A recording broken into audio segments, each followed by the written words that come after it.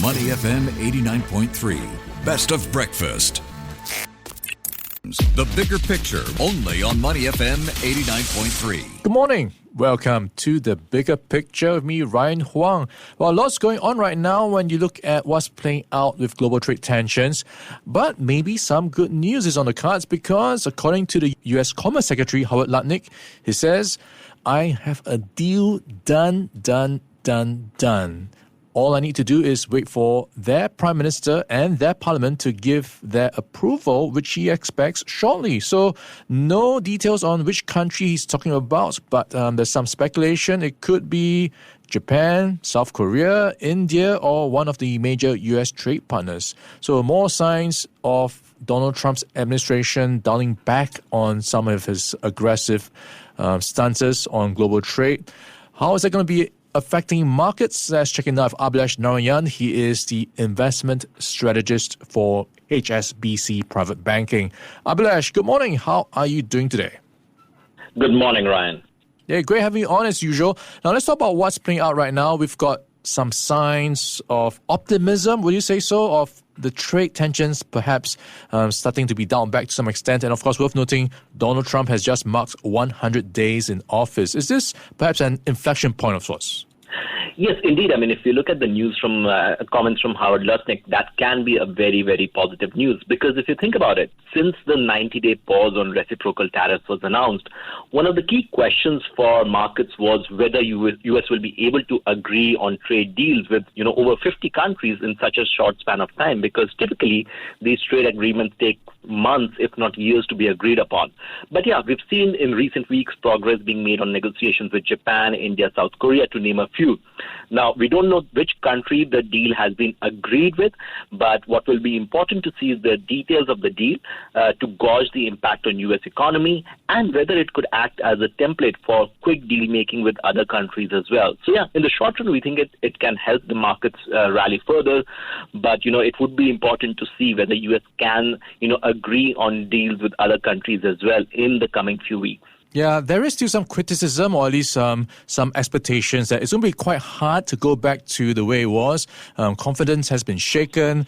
You're going to be seeing companies still quite cautious because they don't have that clarity yet when it comes to where prices are going, hiring plans, and so on. So to what degree do you think this is going to see them return to the business as usual in that sense? Because we are seeing some signs of companies talking about raising prices, hiking prices, and then you have a lot of caution with companies withdrawing their forecasts as well.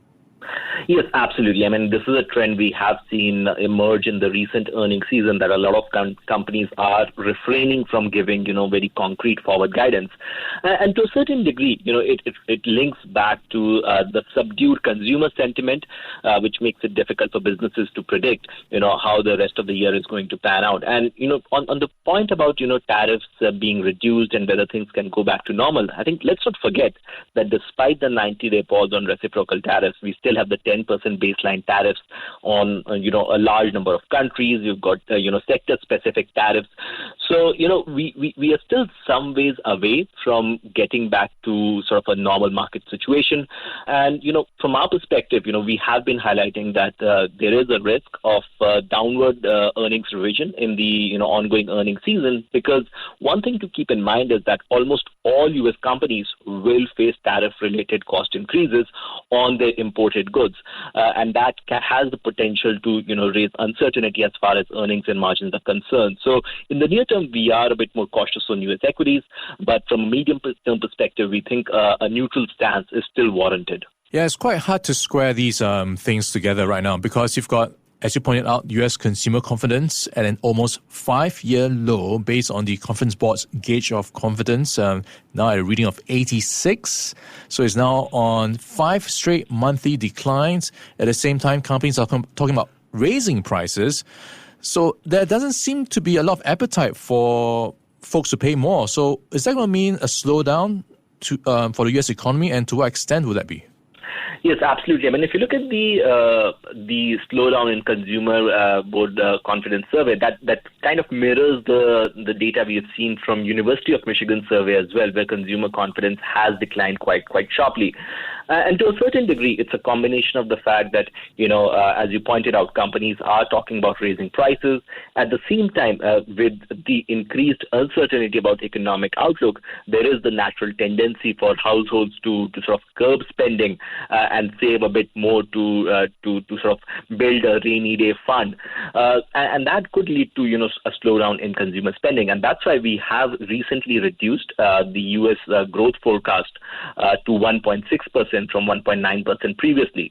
Obviously there are a lot of variables in play, but we think that, the tariff-related tensions will sort of ease as we go along. So we'll avoid an outright recession. But yes, U.S. growth could slow down compared to what markets were expecting, just a few months back. Okay, so reducing your growth forecast for U.S., will that mean also reducing your exposure to U.S. equities? Well, actually, in March, ahead of Liberation Day, we did downgrade U.S. equities to a neutral. Now, if you think about the sort of key guiding factors, right, from a valuation perspective, while U.S.